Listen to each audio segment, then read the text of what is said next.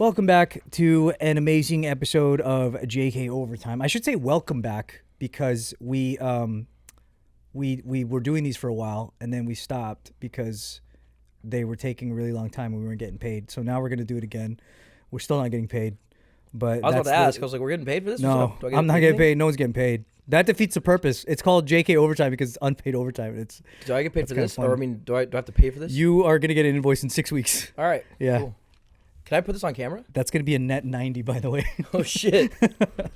Today, I'm with my buddy D-Trix. It's good to see you, man. We're going to talk some really great shit about our lives and how we met and how you hated me when you saw my face on the wall of your dance studio. Is that so? That's as true. Like, this is an old story where Dom told me that his dance studio put a picture of me on their wall. Why did they do that, by the way? Well, first and foremost, it was my high school dance studio. And this is 2005? That means very much. This is 2005. Well, they put you up because at the time, remember Dana, right? Yeah. So she was like 2 years younger Slops than me. McGee's wife? Slops McGee, RHPC Dana. Yeah. She was a huge fan of the show. I'd already graduated, but she was still in school. And I go there to teach. Oh. And on the wall is this Filipino K-pop star before K-pop. Because your hair was like, it looked like you got struck by lightning, bro. And I was thoroughly pissed because this shit was, I had a picture next to it. I had an 8x10. Oh, I never knew that. I had an 8x10 because there's like people that graduated, like alumni. I didn't know your photo was there. But yours was not an 8x10. It was the whole wall. 24 by 36? I don't know the exact measurements, but that shit was like triple the size, and I was thoroughly upset for two reasons. Now we're triple the size. Isn't that cool? The picture was big, but I was mad because I was supposed to audition season 1. Oh, so you think and you I didn't. I was just really jealous. So what happened was I went on So You Think You Can Dance in 2005, and I was so good that they put my picture next to every b-boy that was suckier than me. Yeah, Dana worldwide. Dana was obsessed with you, but it didn't stop there. It was every girl and guy in that class was obsessed with you. Yeah. That's funny because when I met you, you didn't tell me that.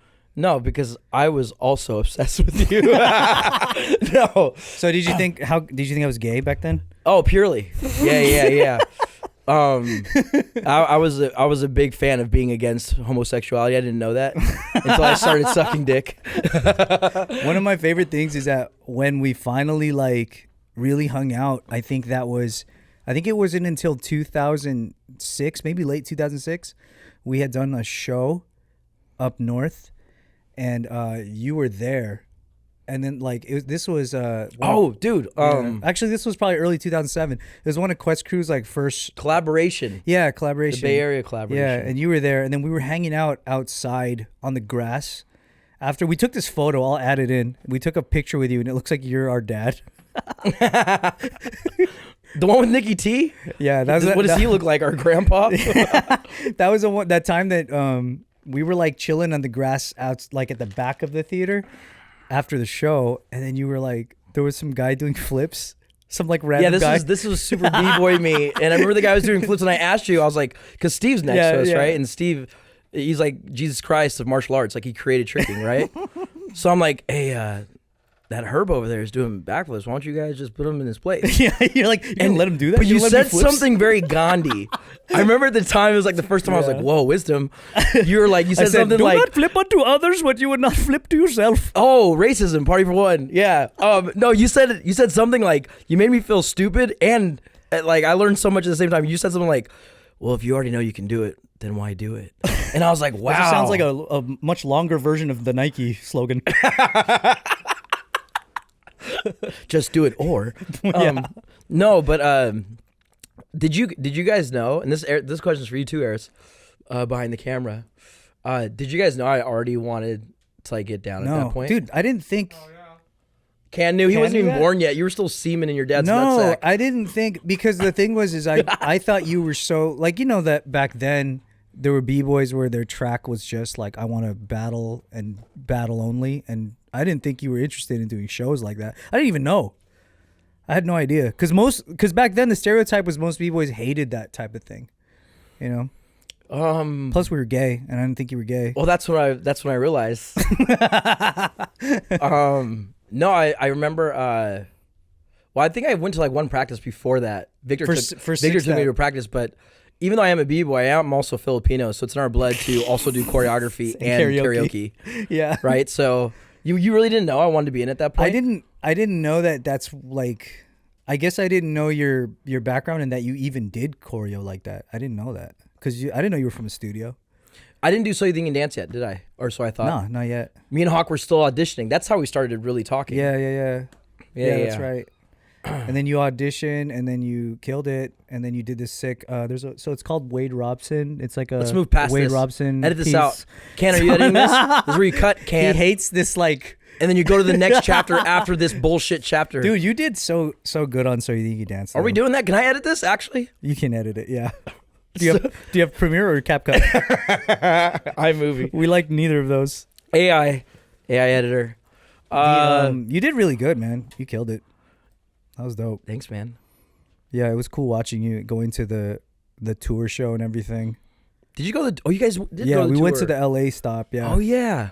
Yeah. Isn't that what we were like after? Hawk and I just found out about ABDC, and I think we kind of came out to see you guys at the meet and greet after. Yeah. And we kind of snuck it in there, right? Like, hey guys, we got to prep, or did we? Was we gonna talk or something at that time? Yeah, we were talking about like getting together and like doing shows and shit. Yeah. Do you remember I just got down the night before the first audition for America's Best Dance Crew, and we had one night to figure out not only this routine but how to become a crew. Oh, dude, let's talk about that. Like most people don't know that we tried out that Quest Crew tried out season 1 of ABDC. Yeah. Most people. Every dancer ever tried out season 1 of ABDC. That was such a stacked audition. Oh my god, that audition was like you're kind of like a fan. Of everybody there. Yeah, everybody was there. And everybody that we like looked up to for so many years was magically in some random crew. Yeah, like, everybody had a crew. Yeah, and then back then it was like, it was so weird. Like we were standing in line. I think it was at like the Debbie Allen's studio from. I don't remember. I forgot where that was. And then it was like in Silver Lake. And then we would stand in line, and it felt so unorganized. And like they were like, oh, we're gonna shoot you guys freestyling in the parking lot real quick. Don't make noise because the neighbors will complain, like shit like that. Yeah. And then we get in, we do our routine, and then they're like, we're gonna test you guys on choreo. So they taught all the teams a choreo piece. Yeah, remember that? And we had like 1 hour to make it our own. Yeah, isn't that so weird? I feel like they didn't do that after that, right? No, I would say that was probably the coolest audition we've ever done, and maybe the only one we've ever done. But it was like. It was crazy that was like, it was kind of a cool way to see what people did with it. Yeah. And it was like nappy tabs. They taught us to like 4/8 counts, and then we had to leave for an hour, go make it our own, and we came back. And I think, didn't we realize that we were the only ones that actually still did the choreo? Like a lot of the crews like kind of, like a lot of the B-boy crews were like, yeah, right, we're going to blow it up. Yeah, which I never realized that was a hidden option. Yeah, don't do the audition. Do what you want. Because we always were like, oh shit, I gotta learn it. But I didn't know that you could be like a renegade like that. Yeah. It was. I thought we did really good though. That was really fun. But that sounds even like gayer than what we normally did. Imagine like they think you're gonna do the choreo, and you're like, you know what? Hit it, DJ. And like the track changes, and you just do your own thing. That's probably so stupid. It was really funny too, because like. There's like a lot of b-boy, like hip hop b-boys there, dude. Yeah, and I remember them. Which crew it was, but they like started the account and they could all look at each other like they were messing up, and they're like, "Fuck, we're just gonna blow it up." It honestly like it never gave me any satisfaction to see that, because like like we're competing against them. Yeah. But like we should be happy that they're like dropping the ball when choreo comes on, but it sucks to see.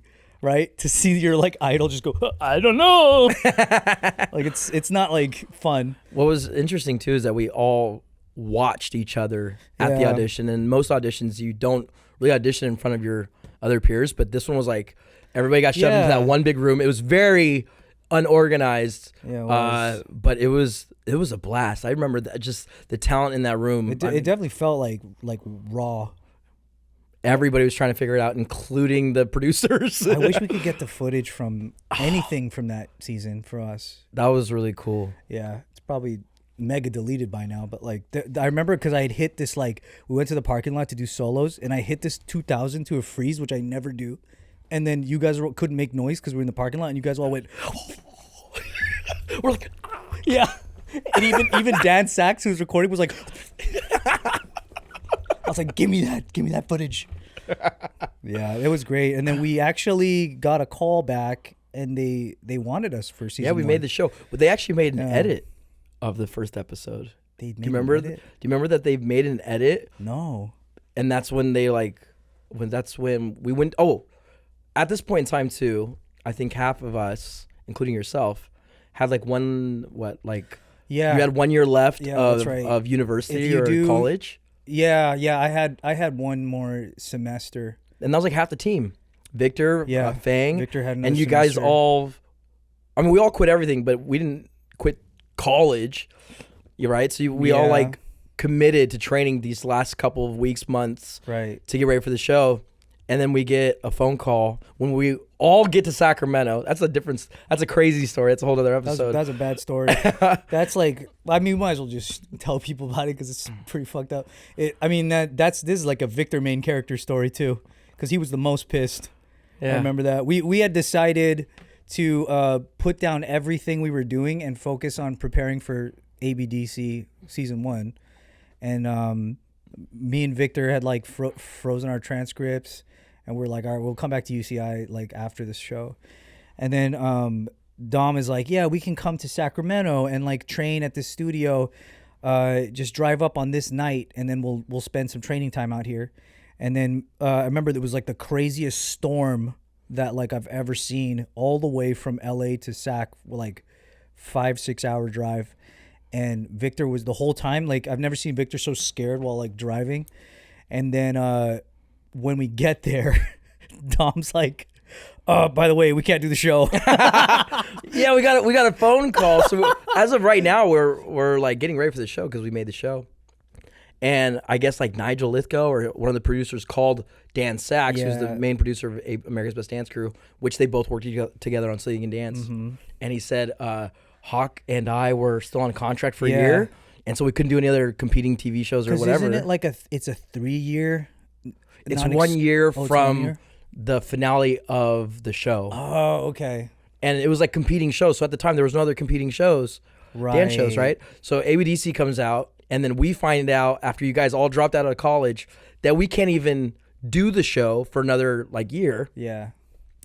And telling you guys that news, dude, as you walked in, you handled it really well, by the way. I mean, I was just glad compared to the juxtapose of how mad Victor was. Pretty pissed. But overall, you guys had both a right to be upset. But also, Hawk and I, our combined IQ is -0. I think we were just pissed you didn't just call us and tell us. Well, we couldn't because you guys were fighting for your lives on the road. I don't want to give you guys more reasons to die. That's true. We're basically filming Blue Crush. I'm laughing, but I don't know the reference. Right away, I thought of the movie. It's Blue a Crush. surfing movie. Yeah, I know that. Okay, I did get it. Okay, courtesy laughs.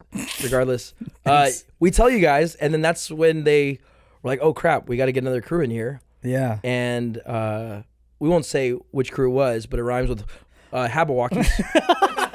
I still don't know how true that is because I've heard rumors from different directions about that, but like. That means like they were so off with what would be a good crew if they really didn't think Jabba was going to be. From what I remember and what I heard, and this can be wrong, it was just like, I guess, Randy Jackson, who definitely usually doesn't have an opinion, even though it's his show. I guess he didn't get the mask or something. And I was like, how? They also killed it at the audition. I remember Fee had this moment. No, we were like, remember we were like, who's in? They're in. These guys are in. Yeah, we knew who would be in it. Yeah, we were like, that's right, because we knew we made it, but we didn't know who else made it, right? Yeah. So that was crazy. Yeah, supposedly they didn't get picked first season initially, and then us being kicked out because of Dom and Hawk's contract, they got put back in. But I don't know if that's like that's true. Rumor. That's just a rumor. But regardless, maybe we made that up to feel cooler. Yeah, maybe this whole thing is made up. Maybe this whole world's made up. Because I say the same thing about them in Vegas. I'm like, that was supposed to be my solo show, but I couldn't do it. Regardless, it's so like I think we would have tanked. Yeah, and Jabba's impression on the show, like that set the path for everybody to be tuned in. I think season 1 we would have lost. Yeah. I think we would have. Because we barely knew each other. Right? We didn't even have enough fucking guts, and we're not even close enough friends to tell each other, hey, we can't do the show. Right in the middle of a stunt where we have to grab hands, I'll just go, hi, I'm Ryan. I'll be saying 6, 7, 8, 1, 2, 3, 4. Right when you dive over, I'm all, who is that guy? As I'm going 3, 4, 5. Still trying to count. Imagine doing interviews, having to talk about each other. Like, how long have you guys known each other? Oh, my bad. I'm Ryan. Sorry. So dumb.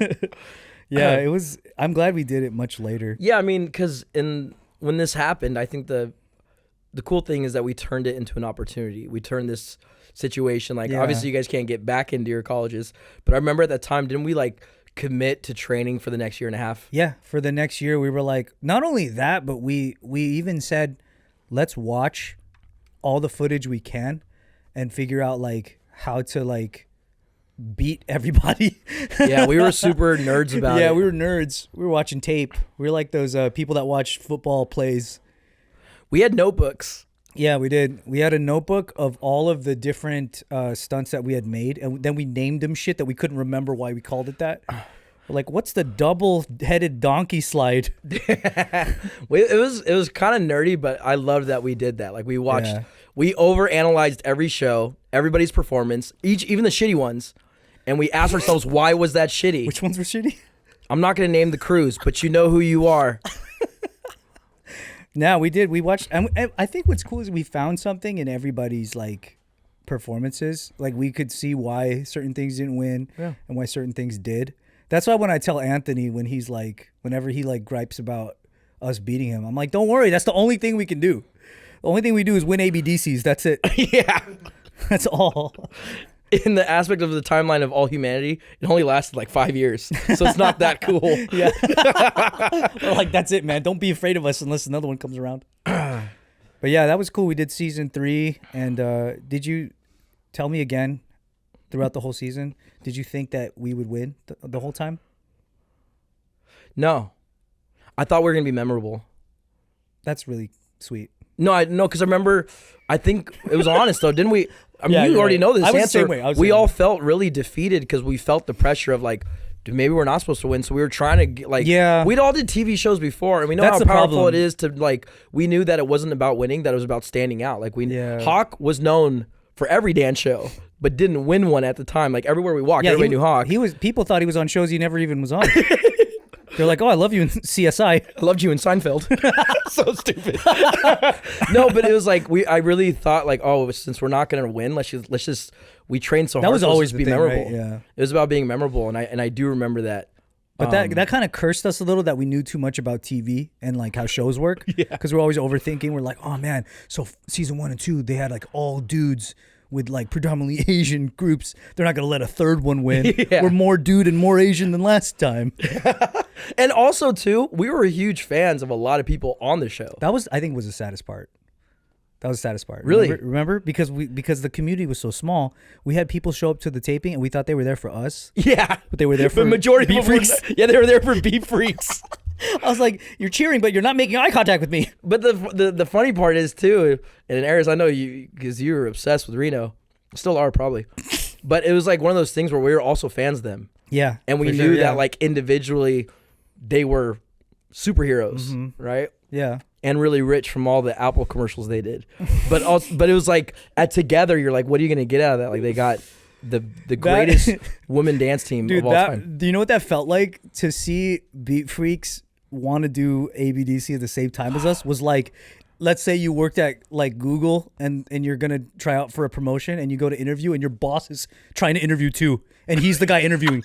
And you're like, what are you doing? There can't be two of you. And he's Steve Jobs. Yeah, because it's like they were the ones that we would go to auditions and they would be on the other side of the table. Yeah. That's the people that are like running shit.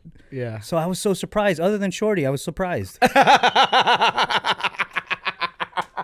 I'm just kidding. She would love that. I have to go out of my way to smoke her. Yeah, because I love her. She will love that moment. Yeah, because I love that girl. Shorty. She's so great. sick, dude. Yeah. That was another person I was scared. I was like, yo, this girl's crazy. No one's seen her yet on TV. Like, she was on I don't everything. think we ever, like, because, you know, like, I'm friends with Lindsay B, and we talk a lot about it. To this day, she'll tell you Quest Crew are biters all the time. She messaged me that, like, last week. when the ray gun shit came out. She wasn't wrong. But then we were really good. Yeah, she always says that. But the funny thing is, you know, like I don't think we ever told them like how much we broke down what each of them were capable of. You know how we did the math on them? Yeah. And we're like, hey, she does this, she does that. If they wait a few weeks until they do this, we're in trouble. If they do it week 2, yeah. we're in I remember we were talking yeah. about we're like, oh, the double head spins. Yeah. That's gonna make a huge impact. Happen, yeah. And we spent time. We both have head spins. We're like, how do we top that? Yeah. What do we do? Yeah, I have fast head spins. Yeah.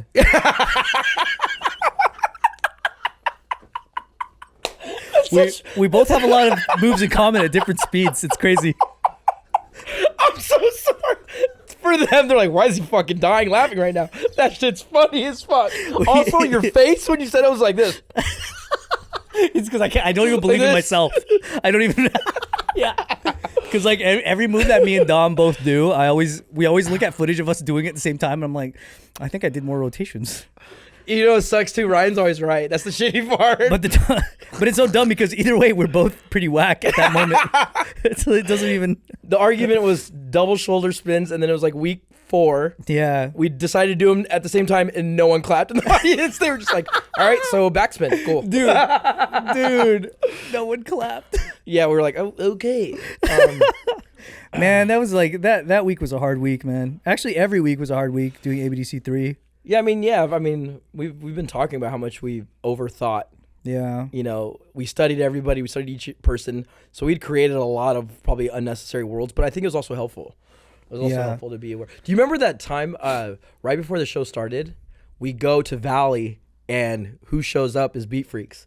And it was us and D-Trix maybe like a month. They came to train at the same spot? Yeah. Eris, do you remember this? Yeah. What? What did they even do? Stuff. Oh, they were like doing like lifts and shit? No, I think they were just trying they were just trying moves, right? They were just trying like a lot of individual. What? I don't even remember that. Was I just there? Trying stuff? Yeah. Oh shit, that's tight. You don't remember that? I really don't. Yeah. You have a memory of freaking hit my head too many times. That's pretty cool though. It was also were we dogging them and shit? Were we? I think we were playful, but we were also like, I know for me, knowing me, yeah, I always felt like everything was a battle. You were popping off that night. Yeah, I remember like every time, bro. I was trying classic me trying to like show off and intimidate. One of my favorite moments, and like maybe you were, I don't think you weren't there, but like we told you about it. We were in the van with them going to the studio from the hotel. It was like D-Trix and Quest. Top we were 3. sharing the van, yeah, which is crazy. But like they were getting some conversations, and I don't know how the topic came up, but somebody started saying, asked. Yeah, I think someone was pushing buttons, and somebody said, oh, I think Lady Jules could beat D-Trix in breaking. And then someone asked. I think it was Shorty. She was like, "Do you think you could beat Lady Jules in a battle?" Lady Jules is sitting right there, right?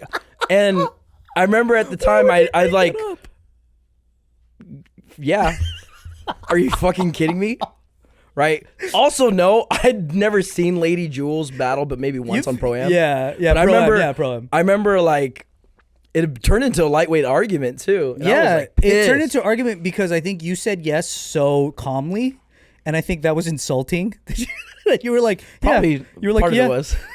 And then on their side they were like, nah, Jules, her fundamentals, she would smoke you, and they said it very like strongly. So then I think in the van, even the driver was like, what the fuck? Like, it was just like, it made like a debate and it got heated. I remember that. It was really funny. To add on to the already heated buildup of us versus them, right? Exactly, which is like really, really funny. That so we get to rehearsal on stage, and my warm-up was pretty crazy. I think that was probably the best breaking. It was just Quest. We had like 15 minutes before we start rehearsal. Yeah. So we just had open stage, and I remember that was another time, Eris, that like I got really mad, and I just remember going off.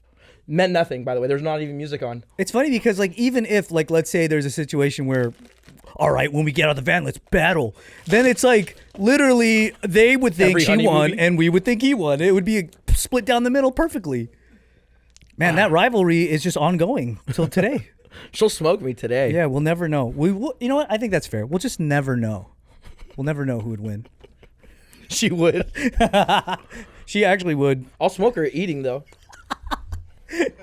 Fucking see me at fucking Golden Corral, Jules. Do you remember how like what is it when remember how they had that big ass banner for Quest Crew like when we won, the gigantic one that was like 30 feet? Yeah, who has that? It's gone.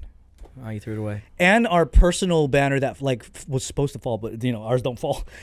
We kept both of those banners, and then we used to have them in our studio after ABDC, and then when they had us come back the next season for a guest spot, they were like, "Bring your banners. We want to put them up again." And then they never gave it back. They kept it. Oh, they did. They kept both banners. Isn't that crazy? Oh, wow, the sabotage. Yeah, it's so weird. Both of them? Both. The big giant champ. Like, what are they gonna do with that? It just says Quest Crew Champions on it. Hey, that's crazy. Yeah, they took them. That was really sad. Who has the trophies? I have one of them, and then Hawk has the other one. Yeah, valid. And then I think that's it. Who has the most Quest Crew awards? We did win a World Choreography Award, and I think that is a sheet of paper, which I might have. Can I get a copy? We all got one? Oh, yeah, we all have one. Yeah. There's no way that they're like, sorry, guys, only one. The freaking Epson color printer broke. Like, they're not going to. Yeah, it's not actual gold. It's not like that. Emmys were like, oh, fine. Yeah. It's another $1,000 per trophy. Remember how, like. Epson printer broke. So, like, in terms of Quest Crew Awards, that World Choreography Award is like, oh, that's so cool that they gave us that. But then, do you remember when we went there to receive it? I think one of the people, we didn't know, we're like idiots. We don't know why these things happen. But then the guy was like, hey, congrats on the award. This is like the guy that basically gave it to us. Yeah. Congrats. I'm like, oh, thank you. Thank you so much for giving that to us. So you think next year we'll get you guys on stage for a performance? Oh, yeah. And then we were like, the first time we were like, oh, that's why. Like we didn't know. We were just like, thank you for the thing. It's apparently it's a pretty prestigious award in the dance industry. Yeah, I've heard. I didn't know that because that was the first time I was there. I've heard from them.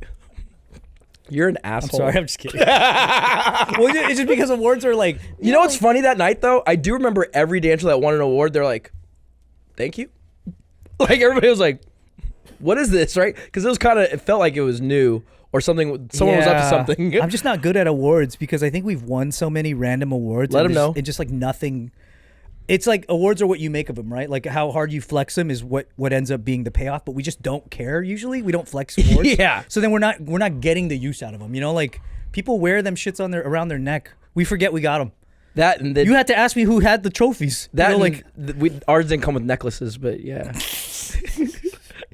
I'd be tight if it did. If we got a gold medal though, like an Olympic one for Quest, you wouldn't rock it to like the mall or something? I think I would. I'd have to rock it once. Oh, dude! So this is one of my favorite memories with you. Is when sorry, did you get the audio? Aside from I'm so sorry. We got the smellio.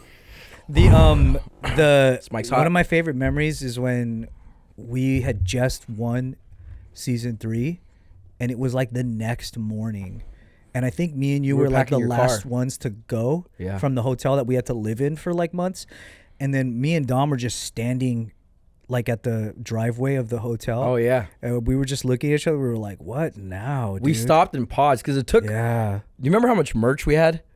Eris, like everybody was trying to give us their clothes, but we packed your car. We could barely fit in there. And before we got in, we got done. And we looked at each other. We're like, oh shit. Yeah. What just happened? We also took a long time to pack because I kept sneaking shit from home to the hotel. So I ended up with way more stuff than anybody. I look like one of those like jail guys that probably fucked the guard. I was like, how do you have all your PlayStations here? Why do you need so many? Oh, we had to watch Saved by the Bell college years every night and Karate Kid. That's so good. So we were standing there, and I just remember looking at you, and we were like, dude, is the world going to be different? Yeah, because we didn't know. And we were like, nah. And then we went to the fucking mall. Oh. You mean the meet and greet? Me and Dom tried to go to the mall because we wanted to get some obnoxiously flashy silver shirts because that's how we dressed back then. That said Ed Hardy on it? Yeah, we weren't closeted back then. And then we went to Metro Park where you do that. You come out of the closet. Yeah, you come out of the closet.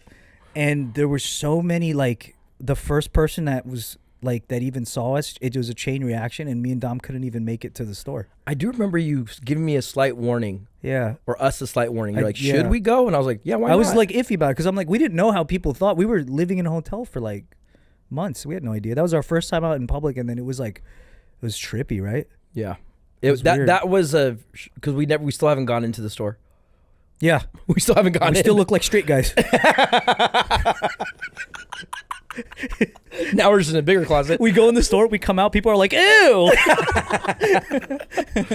That was a shock factor. Yeah. That like I think that was the first, because we'd all been on TV before. Yeah. But that was different. That one was like we couldn't really do much. I think that was like the beginning stages of, at least for me, I don't know about for you, but like being a legit like introvert staying at home, like doing stuff. Oh, okay. Yeah. Damn. It's crazy because like back then I always like relate this to social media now is like with that you can quantify how famous you are in a way. But then back then when it's TV, it's like you're just guessing. Yeah. Or you just go out and you practice the actual method of like, who's gonna recognize me? Yeah. You know what I mean? And then you watch it slowly dwindle, and you're like, "Hey guys, come on, I'm right here. I still got it. Fucking still got it. I got other ones now. Come on, I got 6 styles." Yeah, it's just like so stupid that I got 6. I hope you guys got a low shot of his feet. Did you see his fucking feet? That's the most footwork I've ever seen you do. It's hard because I'm an all styles dancer and I just can't. Now I'm like a 2 minimum. Like I can't do one at a time. Which 2 styles are those? Locking and juking. Chicago and Memphis combined. Which one's locking on that? I don't think any of them geography. Oh, got it. Locking in Memphis, juking. That feeling of like the feeling of being I think we were such good boys too back then that we never like took advantage of being known, I guess. Yeah. We were good little Christian guys. Yeah. You know. And then it wasn't until our first club event that we started fucking each other. Get a load of this, ladies. Yeah. Yeah, it was like get a load of this, lady. I'm fucking my best friend. Every time I think of like we would go, I wish I could count how many times we probably didn't know that like someone was trying to like get with us. You know, because I mean that's a lot of guys. It's a lot of agents. Should we share those stories, Ryan? Because we were roommates. Yeah, those times. Yeah, there's some times. No, we're pretty Christian majority of the time. Yeah, we got a little Lutheran though some days. A little that Mormon. Sounds like it could go either way. We got a little Luther inside me sometimes. Pretty big Luther too. Yeah, it was fun, man. I think I had a lot of my firsts with you in the room, which is that sounded even more straight. Said nobody ever.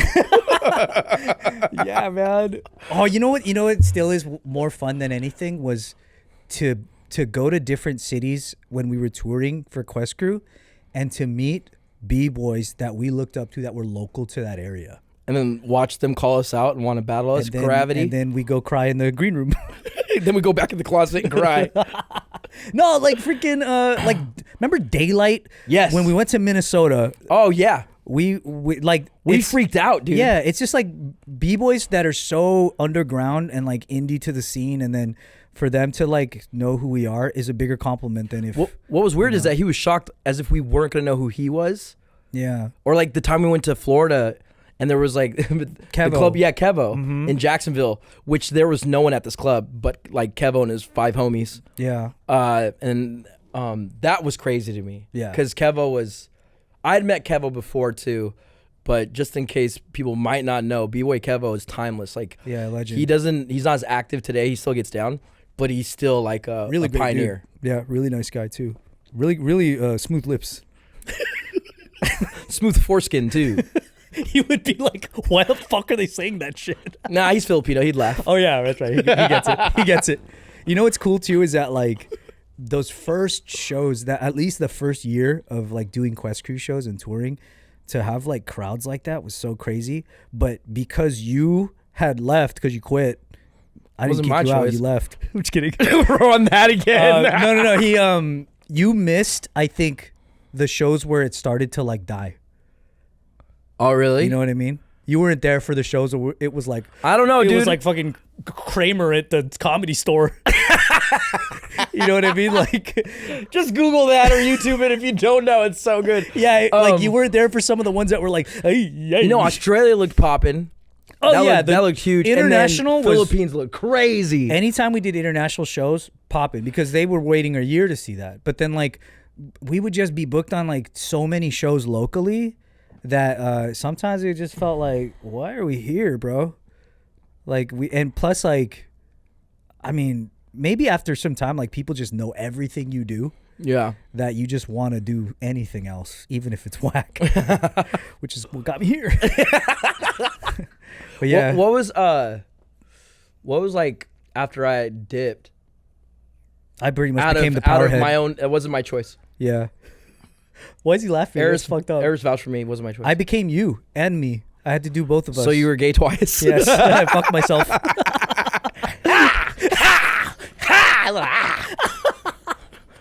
What better way to get to know my inner self than to jack myself off into my own mouth? Yeah. Like, remember that one time you couldn't do a Quest show? Crew Enlightenment. And I had to do your solo. Remember that one time? Didn't you? Wait, you're talking I acted like you because you couldn't do the show. So on my solo, I went at your slot and I acted like you. Yeah, and I remember it was dope as fuck. Yeah, that's basically every show after that. Didn't you do there was this the piano piece? Didn't you guys redo that? And you did the headspins, right? But I had to learn, like I had to train headspins like really, really hard. I P90X'd headspins. But my question was, is if you're playing the piano while I was doing headspins, who's doing it? Didn't sound very good. That's so dumb. The circle. If I did both the headspin and the play. No, it was so Orchestra, which is our piece that we did the piano, D-Trix is head spinning on it. Someone had requested that this, like, I forgot what it was, some kind of like big event had requested that we do that piece, and they were like, we want you to collab with this like famous jazz musician, this like really prestigious guy who's like supposedly really good, and he's gonna play, and then you guys just do orchestra around it. We're like, okay, cool. And then so I had to do your part. The funny thing was that this guy, we did a rehearsal with him, right? And he's like, okay, yeah, I know what to do. I watched your video. I'll play these intro parts. Hawk will be the first person to come out and like do solo shit, and then it's a little bit different. Where like Hawk comes down from, I think, the side of the stage and hits these like cues with his, like, the guy's gonna play random piano things like, and then orchestra starts. I come out, right? But we asked him, we're like, sir, can you please play the same thing that you're going to do for the show so that Hawk doesn't get messed up? Because if you change it, our timing is going to be wrong for when we arrive, et cetera, et cetera. The guy looked at us like, this ain't my first rodeo. You know what's really funny? Well, that was funny. The last syllable you said. Single syllable, starting with the letter F, rhyming with bag. Keep that in, Can. He was like... But what's funny is that because... You're like what, like a level 10 pianist? No, I'm not nowhere near. Okay, level this guy, 8. I could objectively say this guy's better than me. Apparently, he doesn't know how to remember his track. I don't think that was lack of ability. I think that was lack of respect for us. I think like he just didn't give a shit. Oh, so then, you knew that he was able to just do it. I knew he could. But so then we do the rehearsal, and he sounds like he's sort of doing the same thing every run we do. But then when we do the real show, he just did some other shit. And you can see how pissed Hawk was. Well, like that's what mad locking looks like. Like we were like, when Crump meets locking. Yeah, we were like, come on, dude. Like why would you do something different then? So then like we just had to, do our usual Quest Crew improvisation, like figure it out on the spot. Oh no! Yeah. But the headspins is the in-out ones to the music. What do you? Yeah. So I couldn't. Whatever? Well, by that point, it's already time to go. Like he's playing along with our track at that point, so it's okay. But then I'm doing your headspin part, and then I realized how hard that is to not like let it scare you. But you'd already practiced on it. What kind of piano do you have? A baby grand or a full grand? Dude, it wasn't even a piano. So it was a... It was a saxophone? It was... It was a fucking... it's the piano, the grand. It's a full grand. But they hadn't built like a platform to be like slightly over it. Almost like a... Oh, okay. It's a piano-shaped platform over a piano. Just so they don't fuck up so the piano. It's literally now you see it, now you see it. And I did it on the platform because the piano itself was so nice that they didn't want us to like fuck it up because my spins are so fast. Classic. So then I started doing them, and then as I'm doing them, like I couldn't do yours where you literally go faster like this and like slower. I was doing that, but I wasn't changing speeds. Damn, you're just going fast. Huh! what the hell? Same speed. What am I good for? Absolutely nothing. Yeah. And I realized how difficult that was. I'm like, damn. Did they WD-40 it? I sprayed my beanie, yeah. Okay. Yeah. Do you remember when we performed that on ABDC? They didn't tell us that they were going to WD-40 the piano, so I found out live. So whatever shot that was filmed, I found out fucking first pivot. That first 90 degrees, I was like, my hands are slipping. So I was so worried about slipping off because we had never done it with WD-40. Can you imagine if you fell off? Dude. That's why like the in outs actually look pretty, like they're the best ones, but my stop is very soft. It's not like a clean like I remember. I was now, just like yeah. I just wanted to get like control myself. I was so scared. I cannot believe how dope it would be if you fell off and how quickly I have to, because I would have to so quickly take his place and it would be so sick. And then I would have to switch over and play. Yeah, because he'd have to fall off my side and we'd have to go like this. An over under switching. Yeah, dude, that was the legendary. Dang, night. So you guys redid it. The guy just played you guys. Literally. Yeah, I mean, it's not as bad as it sounds, but it was just like funny that you never got to, because we did how many pieces like over and over and over, but we had never done Requester again other than that one time. Which is pretty interesting. What's kind of like romantic about that though is that was your idea since like I met you. You've always wanted to do like a live music / dance piece. That's cool. And you know what else we used to talk about? Doing Sing the swing set. Oh yeah. We used to talk about that too. The charity or Champion's Charity. Yeah. That was probably my favorite set. Yeah, Cherry Champion. Cherry. It's a new flavor at Baskin Robbins. You say new favor? We're both don't know how to talk. Give us captions. It's day one English. English is difficult. Yeah, we did a lot of our shows were like old fucking sitting around saying dumb shit to each other. Yeah, sparked by you though. But then we always had like, I think we had some really stupid ones that. Yeah, like the scientist set that no one's ever gonna see ever. Okay, so let's talk about our least favorite Quest show. Is it that one? That was my idea. Shit. Is the scientist set your least favorite? That was me and Hawk. We'll both go down in flames. But then it doesn't count because we were still under the So You Think curse that B-boys go through. Oh yeah. Yeah. You think you're a dancer after? After every B-boy, after they do So You Think, thinks that they now have unlocked all the styles. Mainly ballet and contemporary. And they think they're the first one to fuse ballet and b-boying. AKA we're just emotional beings that try to move slower to slow R&B music. Right. Yeah, exactly.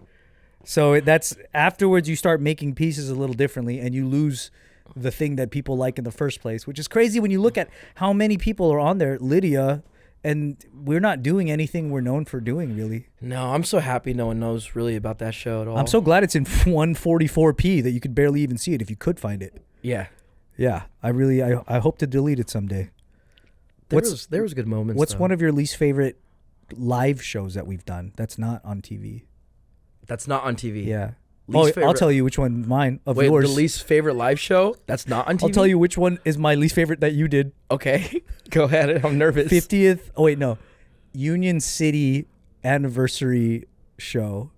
You and Hawk. I remember being so mad at you guys because we were at the park and you were trying this like stupid catapult move where like you kick somebody's body up and the other guy catches it.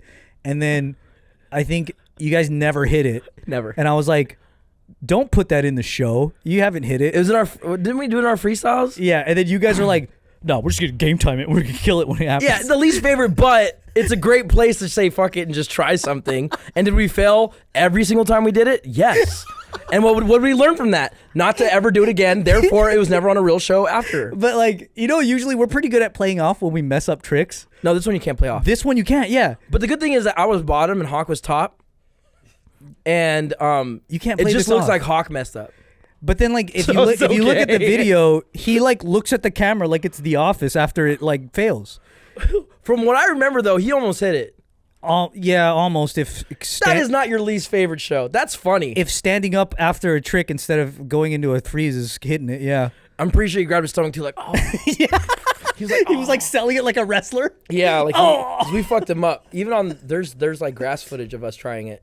Yeah, there is grass footage. We fucked him up. Yeah, that's pretty hard. The idea is that we just basically we catch Hawk. It's a like boingy. He's a plank on his stomach, and then I catch him with my feet, and then I kick him over to someone else's feet. So he lands, he goes, oh, and then he kicks him over to other people's legs, and he goes, oh, and he just and he birthed speaking in tongues. I've never heard A whole crowd go, huh? It would make the same sound Hawk did. Oh! And they're like, oh! But you know what? You saved the night because after that, you took the mic and like randomly, we would always just try to get you the mic at shows. And then you started hitting on the security guard that was like in front of the stage. Do you remember that? I think I do. My family was there too. I was trying to make them laugh. There was like a security. Funny. There was like a woman who was like, you know, like every show there's a security person like standing at the pit right in front of the stage, and you were just like, Mrs. Security, and then she was just like looking around like who's, because her back is to you. So you're just behind her like, ooh, yeah. And the audience was like, ah! They make the same noise that they did with Hawk. Oh, but they're like, ah! They thought it was like the fun. Dude, that footage. There's footage of that too.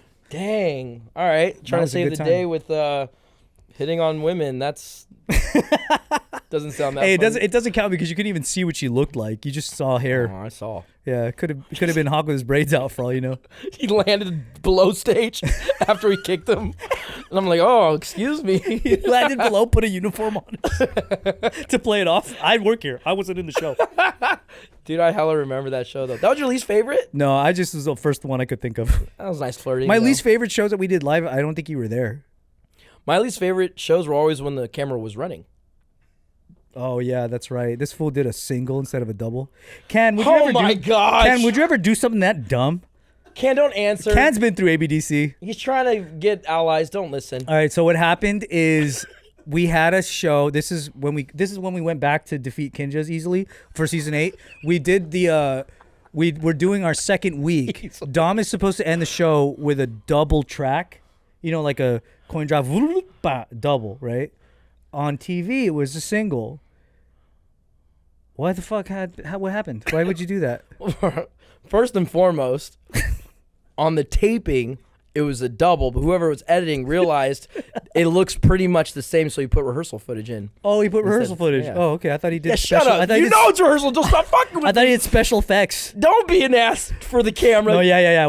So what happened is like for some reason, and they did that to Super Crew as well. When we went back for ABDC, but they would use rehearsal footage if they messed up on the live shot. The irony though is I didn't mess up on the live shot. It was a great shot, but we saw it. I think they messed up their like camera thing, or there's a. Well, it's safe to say it looks the same. That's what I realized. Yeah, it looks to the exactly untrained eye, the same. A double and a single is the same. Fuck you. Move that's on why. to the That's next why. That's why question. In-N-Out only has a single burger. Because it's always the same. Let's talk about going back to ABDC because that's one of my favorite things. Was the call that I got. Anxiety. The call I got from Dan Sachs when he's like, "We thought ABDC's behind us. The show is finished." Yeah, we didn't even know TV was still on. They for some reason were like after Poriotics, they're like, "Yeah, I think that's all the crews." And then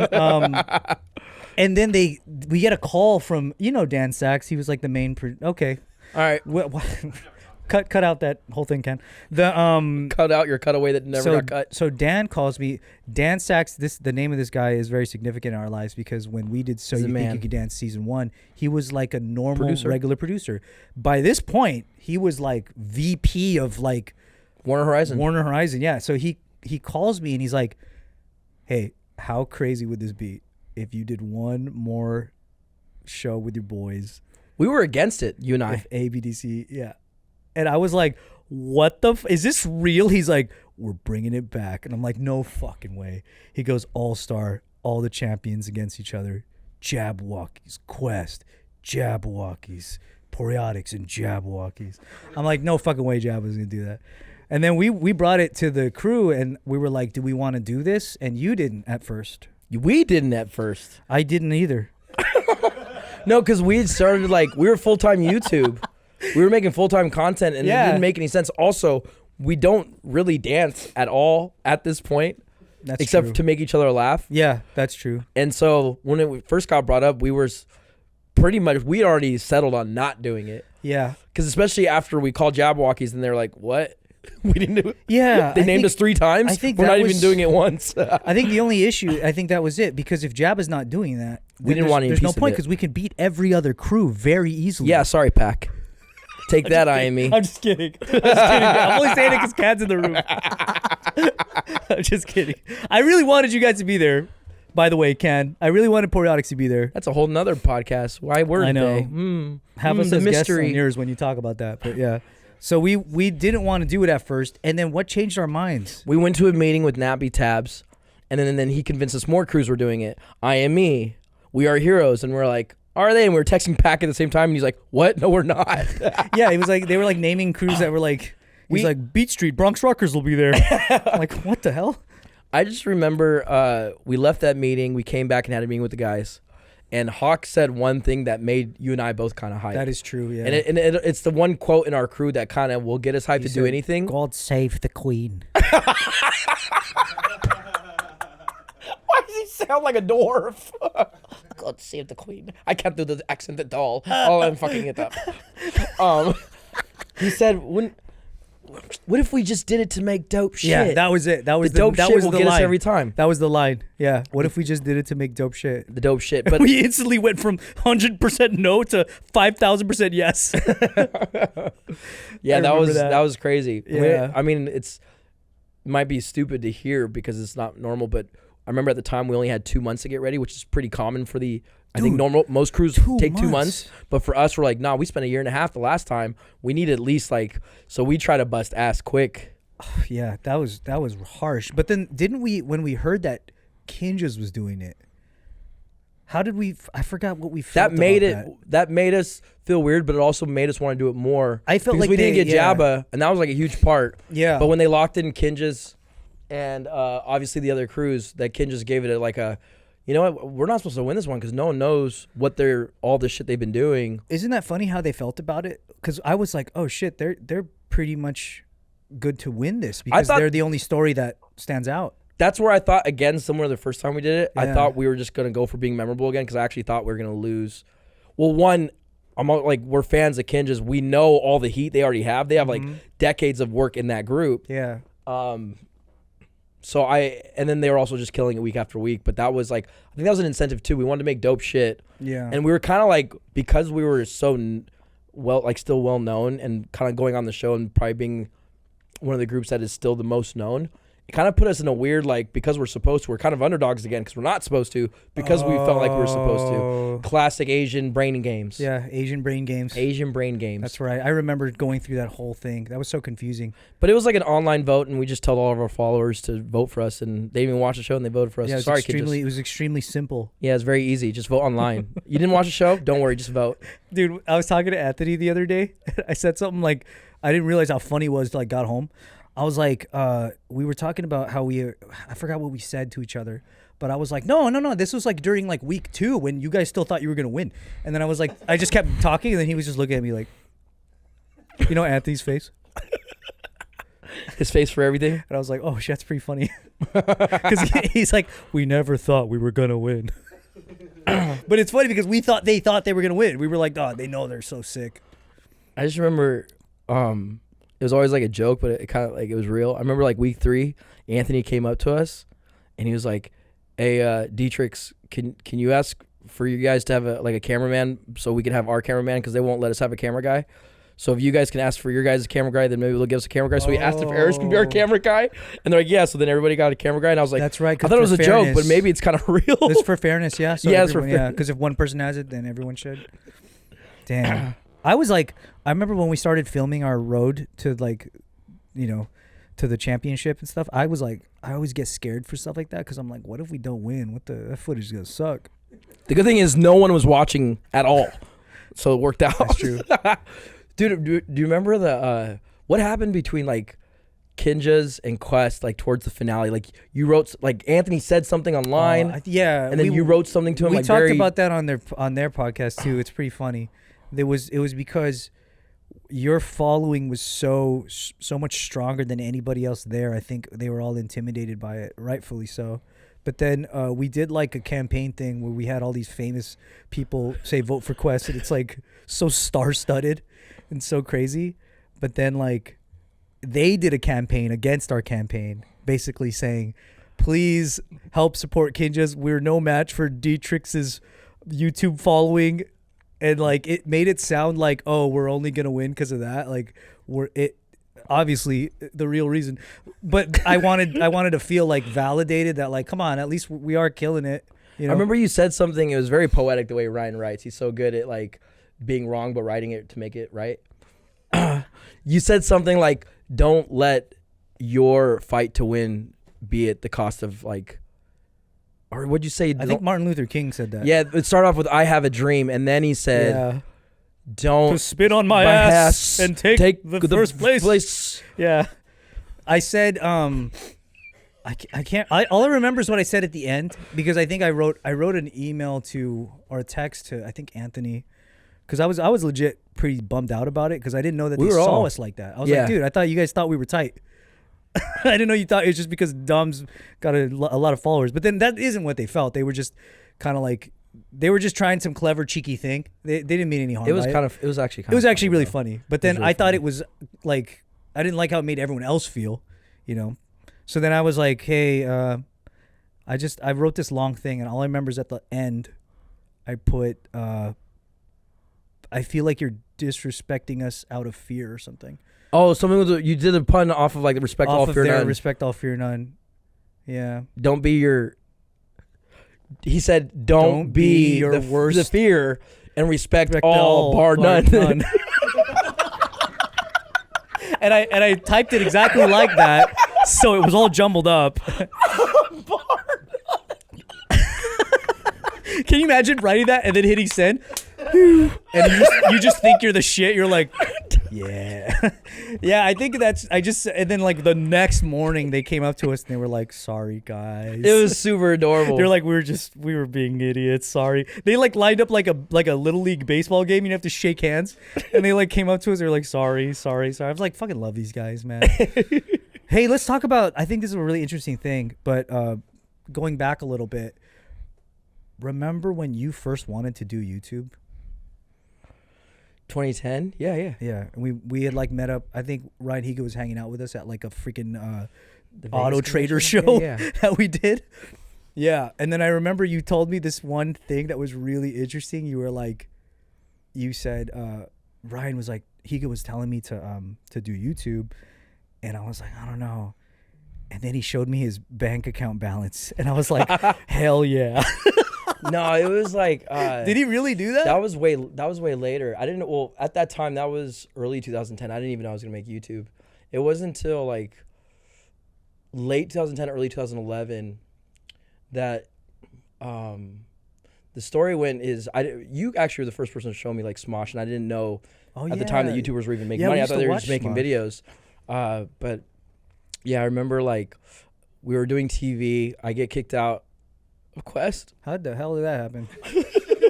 I don't know. I think their IQ is smart, and I was just stupid. But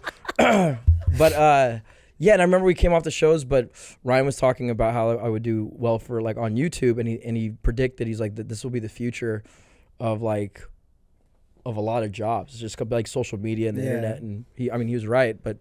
I told him, I was like, no, like this is like the first year that we were making like 6 digits as a professional dancer, which is like unheard of. Yeah. And I was like, oh no, and then like I'm happy where I'm at, you know, dancing and whatnot. And he did make a point, and he was like, yeah, but wouldn't you need the next TV show in order to showcase your work? And I was like, that's kind of true. Mm-hmm. And he's like, if there was a platform where you can make, you know, money and then control the aspect of what is reality for you and what do you want to do, you should do YouTube. And I was like, And he goes, we also make money. And I was like, okay, I'm making 6 digits, right? I don't have 6 digits, by the way. I have like 2 digits in my bank account, but I made it.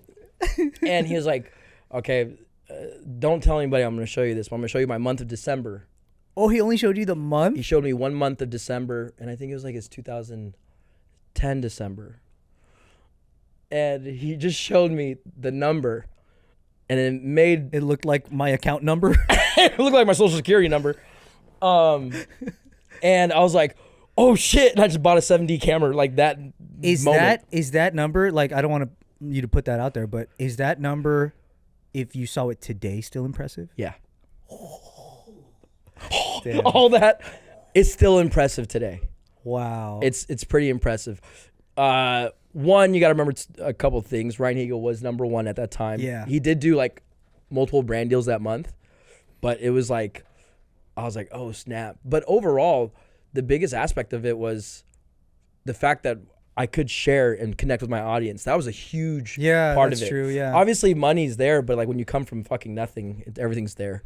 So it's like, I'll take whatever I can get. But that was like impactful of knowing that like, yeah, we have to wait for MTV to come out with America's Best Dance Crew. And that's going to be 2015 in that time. But yeah.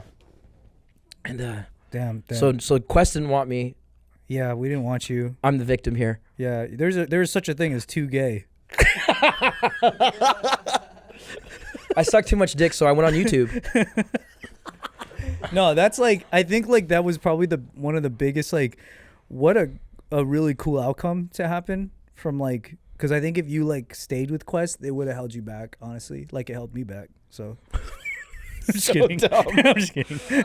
Who knows what that would have been though, because I feel like, well, I remember at the same time we were just pretty much fulfilling the path that Jabberwockies just got done painting. Well, we were making stupid rules for ourselves, I think, was the biggest problem.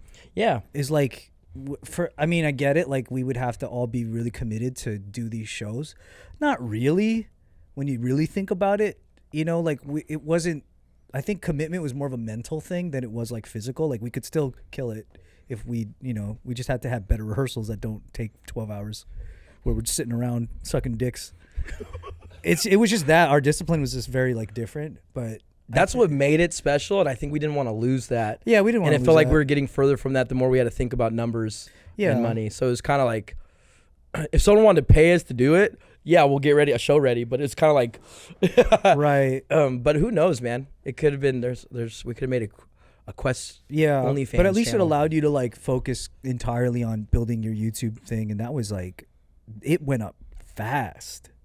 I mean, shit. I got really lucky being Ryan mentoring me, Ryanimay. Yeah. Ryanimay mentoring me on YouTube. So here you click upload, right? And you sit back.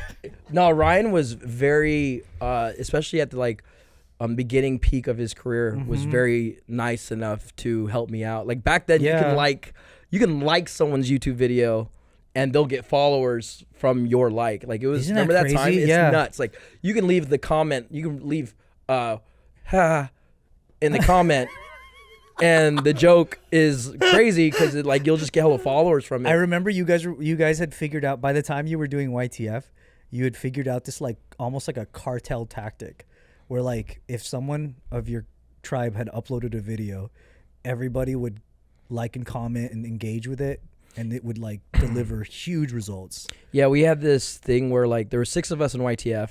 And our goal was to always maintain being on the front page to be seen, for whatever reason. So we did a lot of collabs, and then you had one call a month to the guys like, hey, can everybody like this at this time? Wow. Or like comment on it. And it was like very helpful because we were just trying to grow each other. Totally forgot about the YouTube front page. Remember that? Yeah. There was a For You page. Crazy to think. But that page was powerful. That's how anybody got new viewers. So it's like, yeah, that was a very, very big deal. That's so crazy. Like you guys were the first ones that I saw almost gain control of it in a way. There was one time it was like December 2011. This is when like YTF was like really going like moving forward with it, and we had 2 videos on entertainment, top 2 videos on comedy, and then 2 videos in music.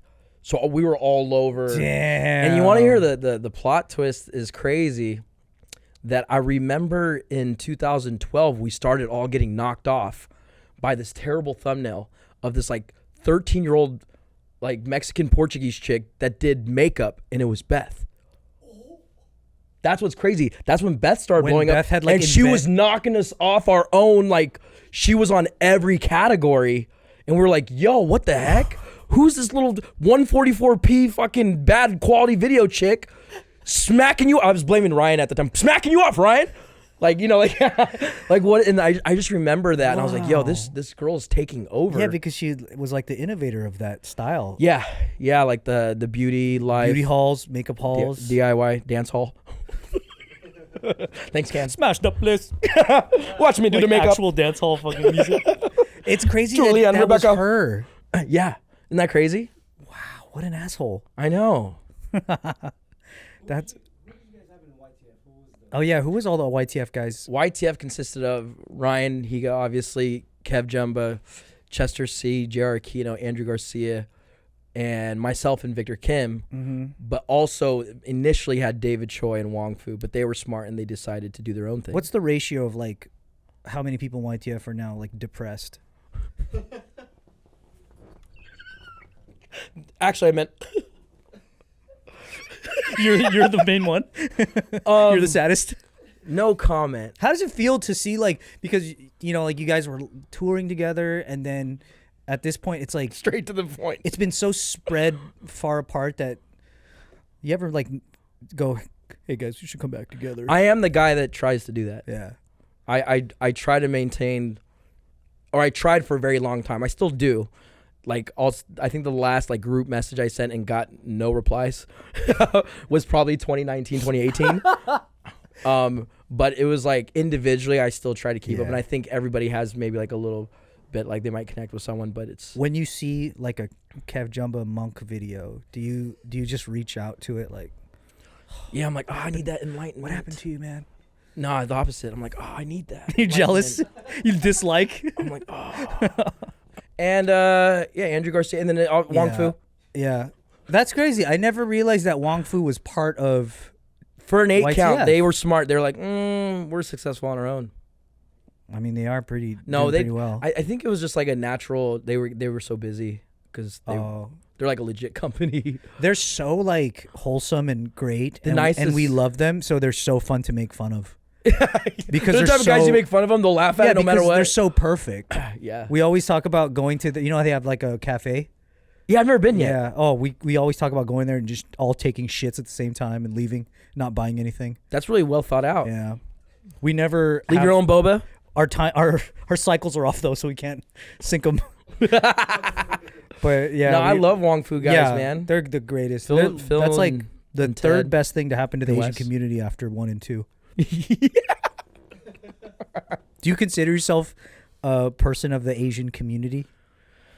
I'm the etc. community. Because you're kind of part of every community. I think it's because my DNA is literally all over the place. Name it again, all of the things that you're made up of? I did a 23andMe. And holy shit. Did they charge you extra? Yeah, it was 72 in me.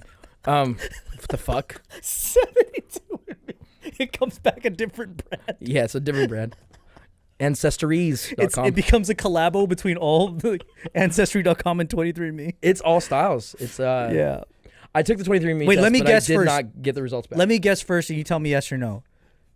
Native American. Yeah. Filipino. Yeah. Mexican. Which is Filipino, yeah. Yeah. Which is like, yeah. Portuguese. Yeah. French. Not as much Mexican though, but French, I don't know. Spanish? I am Spanish, but I have a lot of German and Irish, which maybe there's French somewhere because there's like, it's kind of similar in my racist mind. You're like 10 things on I'm definitely more than 10. Holy shit. Because Filipino alone is like, that's true. That DNA is already everywhere. Yeah. But yeah, my grandpa alone had like 7 different things. What was it like ending up with basically 3 dads in the final act? You think it's because they equally care about me the same, which is not at all. It works out. So the crazy thing is let's talk about how did it happen? So your dad, your original dad, my OG dad, had you. Day one dad. He dipped. bounced. Yeah. At age pretty much 0. Yeah. It was like -50. He like I had I had a month and a half to go before I was born. And he basically went this way when his sperm went that way. Yeah. Okay. He was smart. He was like, this baby. He could feel that it wasn't the right. Yeah, he could feel in his nuts, and when he let go of it, he's like, "Oh, freedom! I gotta get out of here." Oh, it's a responsibility. Leave me alone. And then your mom got married to Benicio del Toro. Yeah. And pretty much that was your stepdad growing up, and that's the guy for some reason looks the most like you. But what's also great, 6'2" though, and I'm 2'6". 2'6". I'm like Dan DeVito, and he's Arnold Schwarzenegger from Twins. If anybody's old, but no. So he's my stepdad technically. Yeah. But he adopted me at an early age that I wouldn't remember, so I grew up thinking that he was this tall Shaquille O'Neal Mexican guy was my dad. And then there was like a certain point in time where my height stopped at his knees. And I was like, And he kept getting taller. Yeah. I was like, whoa. Dude, it's so funny how much you look like that guy and that's not your real dad, man. Yeah, I found out when I was 9. But what's weird is that, like, he wasn't my stepdad, and, like, what stepdad actually adopts the kid? Like, that's just weird. What's more weird is that I grew up thinking my name was Conrad Pete Dominic Kyle Sandoval. Wow. I told you this, right? Yeah, selfish. So when I got adopted when I was 2, apparently they got the papers wrong. And I got his name. But so every first day of school, up until about college, which I didn't go to, they're like, okay, is CP Sandoval here? And then all my homies were like, fuck? Corporal Sandoval, sir.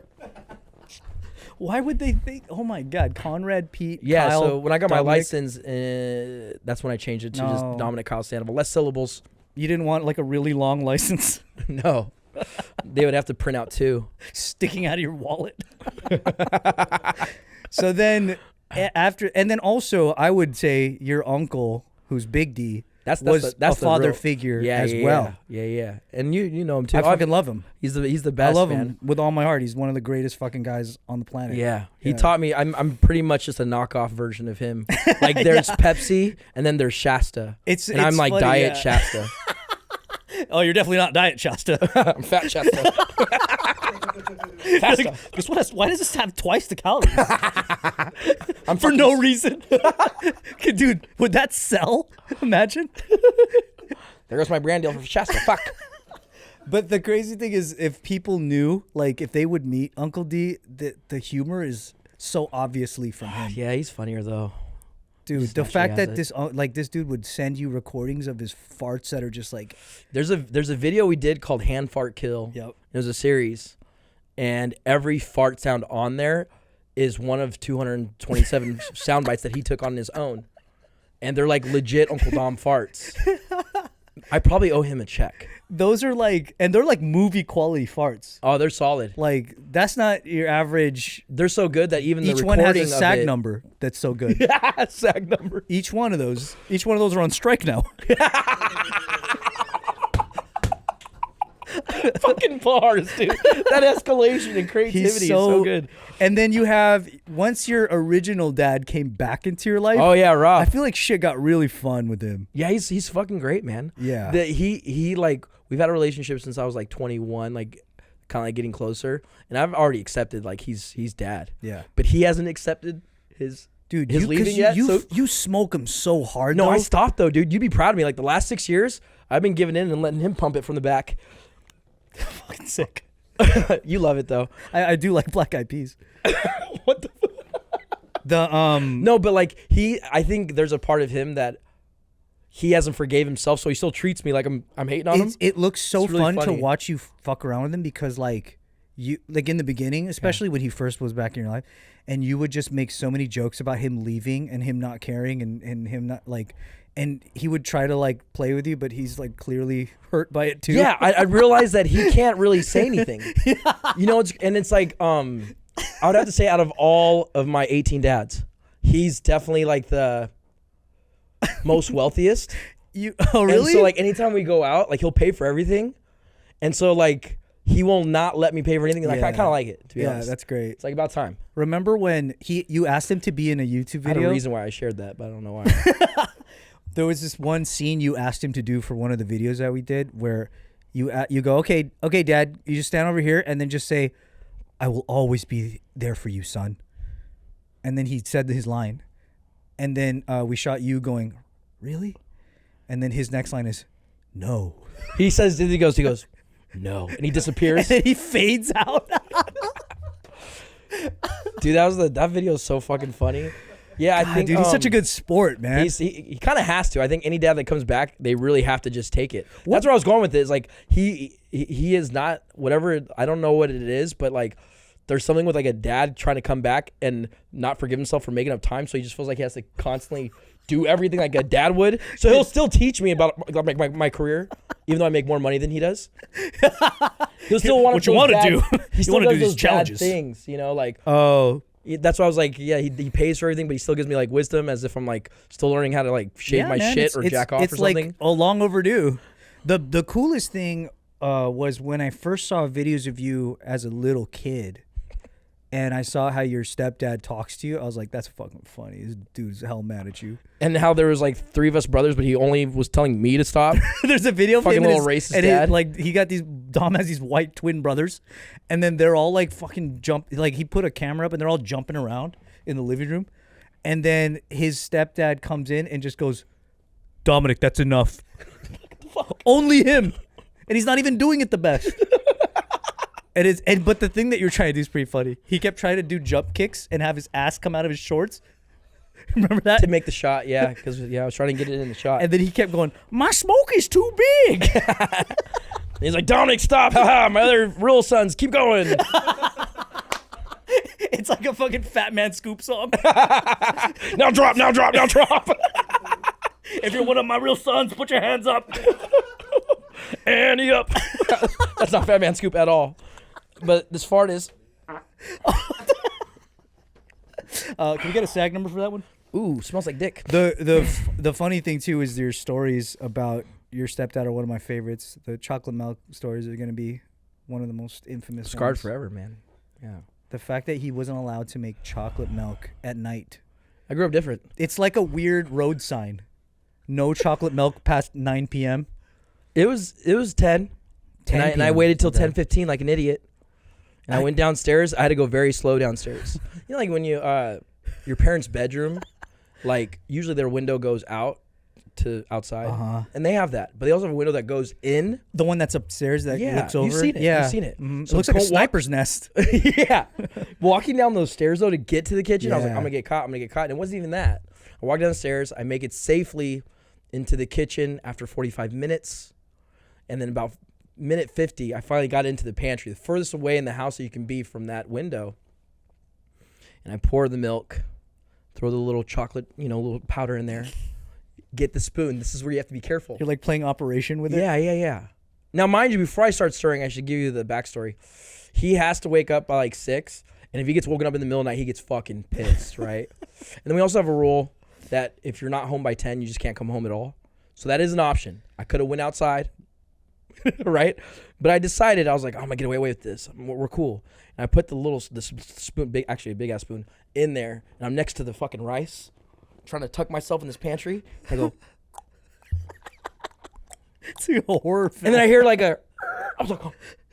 Okay, it's just the fucking rice. My foot is the rice. I keep going. I'm like, fuck it. And then I hear, I was like, oh. And then I hear fucking God himself just start walking down the stairs because the pantry's under the stairs. So I just hear. and then it fucking crescendos. I was like, and I freak out, right? So I put the chocolate milk in the rice bag, right? I put the chocolate milk in the rice bag, and I see one of my mom's like little chef, little fucking ties, whatever, the little condom for chefs, whatever. And the thing they put around their body? Like an apron? Apron. Oh. And then I take that and I put it over the rice bag, which is kind of stupid. I could just fold it. Yeah. But I was like, I don't want him to see the rice bag. And he opens the door, so now I'm just standing there. You're in the pantry. Now I'm in the pantry, lights on in the pantry. It's process of elimination. Either he's fat, trying to find the spam, jacking off like a weirdo, because he's caught me doing that. Or why does the rice bag have this apron on it? And it's like, I swear, I was like so fucking, he goes, you making chocolate milk? He did give me a warning. He's like, don't make chocolate milk at night. It fucking wakes me up, right? And I was like, nah. What are you doing in here? Nah. Right? He reaches his hand across my face. I was like, ugh. He goes to the apron. I was like, Maybe, I was hoping that the milk somehow disappeared deep into the rice. Pulls the apron and a big ass glass of chocolate milk's right there with the spoon sticking out. By the way, the apron had this point in there. You could see the spoon sticking out. Right? So it's so obvious. He goes, what the hell is that? And I was like, nah. No, it's not. Get the fuck upstairs. I told you, no more chocolate. Matter of fact, no more milk. No more milk as a whole? You know how many things have milk? That's very hard to do. Yeah, no, he just said no more chocolate milk, and I got banned from chocolate milk from like age, like 14 forever. I still can't. I still freak out. So that was at age 14? Now, cut to this. The guys stay at my house when we're training in Sacramento, right? Oh, yeah. Remember that? Yeah. And you could see the old anchors of my childhood come back. Yeah. Like, guys, even though they said we can stay here and watch movies, fucking be quiet. That was my favorite thing because we didn't know at the time why he was like that. We went to his house. This was like 2000, I think 7 or 8. Yeah. And we were like, oh, there's like 4 of us maybe. And we're like, oh, you want to watch Matrix? Hawk hasn't seen Matrix. Let's watch Matrix. So we're watching it. You know, Matrix has really quiet times where the fucking, Neo, what do you want to do? And then like really loud ass gunfights. So every time the action sequence would start, this fool would get hella scared, get the remote, turn the volume down. He would like look up like this. And we're like, what's wrong, dude? It's just, it should be fine, right? And then every single time but his dad would come down and be like, you guys having fun? Everything's cool. Like he'd be the coolest guy. Yeah, so that's what happens when you fucking make it on TV and you pay his bills. He was so nice, and I'm like, why are you scared? They seem like they're totally fine. Dude. And then at the end, because he was doing that so much, what'd you think of Matrix, Hawk? He's like, I couldn't really hear it. I don't really get it. Then he fell asleep. Yeah, he's like, so I don't. Quiet. He didn't get any of the movie. Yeah, the shots didn't have any sound, did it? But that's so funny that your dad was like so nice and not like the stories. Dude, of recent, he stayed with me this last year, and Beth has noticed like I get into these old anchors where I get scared. Like he'll go to bed in my house, right? And I'm like, babe, keep it down. She's like, what the fuck? And I was like, she didn't say that. She said, what the hell, Jigga? She didn't say that either. ¿Cómo estás? ¿Cómo estás? I ain't kicked you off the front page, fool. Callback jokes. Anyways, she'd be like, yo, are you good? I'm like, what's wrong with me? And I was like, I still freak out around that. That's that shit. They'll get you, you know? But he's definitely in the top 4 dads. Top 4 dads. There's 4 of them total. Wait, who's the 4th? So it's my OG, right? The original sperm donor. Yep. And then there's the fucking mob boss. I'm scared to make chocolate milk around, right? What is this? There's Uncle Dom, who's my uncle, but technically my OG real dad. Father figure, yeah. And then there's Buddy, my mom's new husband. Yeah, she's on her 5th. Buddy, I forgot about Buddy. Yeah. You went to his wedding. That's right. You spoke at the wedding. You said, Buddy, welcome to the family. I'm just kidding. Oh, dude, Buddy's wedding was the funnest fucking thing ever. I didn't tell you. He tried to fight me last summer. What are you talking about? He got this runs in my blood, bro. Or even though we're not blood. Why would he? He got drunk, and I think he misheard me. But like we were just talking, and he was bragging about having a bad temper while having one, and I agreed with him. I was like, "Oh, I can see that." He goes, "You shouldn't have a temper," and I was like, "I was just agreeing." And he kind of like, "What?" Yeah. It was like on some other family stuff, but he had a chip on his shoulder from something else. Yeah, so he was just taking it out on you, I had a whole bag of Ruffles, and I was just. Stupid puns. Hey, even fucking Shohei struck out. Fuck you guys. All right. I love that joke. But yeah, he like really got in my face and wanted to fight me. That's so weird. And I was like, we calmed it down and everything, but it was he's top 4. Dude, so we at Buddy's wedding when we were me and him were sitting probably the furthest possible part that you could sit at a wedding. For some reason, I was in the back corner and he's like in the front corner with his family. And then this minister that's like doing the ceremony, she starts singing. Said it. We're outside at the beach. Yeah, outside in Monterey. Beach. Yep. Yeah. Really beautiful setup. She does the whole ceremony. It's like really pretty. She has such a soft, sweet voice. And then like out of nowhere, like towards the end, she just starts going, hoo, hoo, hoo. You know that like. Dude, she threaded it clean though. Yeah. She goes, "Do you, Buddy, take Leilani?" And he's like, "Yeah, I do." And he goes, "Okay, now let's pray." And she goes, And at first, like we're like praying, and I look at song, and I look at my brother, and like I grab his leg, I'm like, and she decides to add some ad lib. Yeah, she replaces the lyrics. And she goes, Leilani and Buddy. Forever. Now she starts adding these words, right? And I'm like, are we praying or? And I was like, I gotta find my boys, right? My brother won't open his eyes. J-Mo's shooting this along with Fang. Yeah, they're shooting this on camera. They have to keep their eyes open. So I make contact with J-Mo because he's right in front of me, and he's holding the camera this way towards my family, but looking at me this way. And he goes, right? And I was like, okay, where's Fang? Fang's got the back shot. He's far away near the water, shooting from behind. He's holding his camera, looking at me like this. Right? And I was like, where the fuck is Ryan? I know he's supposed to be praying, but he don't believe in Jesus. He's going to hell. So I was like looking behind me, and through 8 shoulders of people, like connected all these people, like through the hole. We look like we're at the LACMA where the lamps are. Yeah, like very small hole. Very small berth, right? Yeah. You see Ryan's head isolated, like Mad Chad, through this mother, like this. And I'm looking directly at him. In my eyes, he was waiting for me to find him. But it was straight up like a Will Ferrell, like, grand finale movie. She did the whole song. The whole song. She made up the words, and somehow the syllables perfectly fit. Yeah. Yeah, she just was making it up on the spot and did the whole, everyone was like this for the longest time. 4.5 minutes that song is. And nobody cracked, nobody laughed. We were just like looking at him. We were like trying to catch his eyes. We're like she just kept saying Buddy and Leilani. Yeah. It was that was like straight out of a movie, man. That was so good. You can't I found that on camera. You would write that in a film and the studio would go, that would never fucking happen. So you have that footage? I have the footage. It's so good. Yeah. It took so long. It was crazy. It was really funny. You know, it was really fun that, like, remember when we started doing YouTube on your channel together? We had the Spelling Bee Champs show? Oh, yeah. People really liked that. I remember that. Dude, the title is the only reason why it hasn't worked out, but it's really fucking funny. Yeah, that was fun to do. We were just literally doing anything. Yeah, it was kind of like this, but you had a piano. Yeah, towards like the 3rd or 4th episode, we started doing random musical stuff. It was really fun. Yeah, that was cool. Harold and Camille. Harold and Camille, we used to do these stupid voices that was like, it stemmed from us like messing around. I think like he was so sad one day and I was trying to cheer him up and distract him. So I would talk to him in like different voices and he didn't want to play along and shit because he was so sad. It's fucking heartbroken. But then eventually he couldn't resist. And then so we were like on a long ass road trip and we just started talking. I just kept looking at him going like, what happened? You don't take me out anymore. We used to go to Vegas all the time.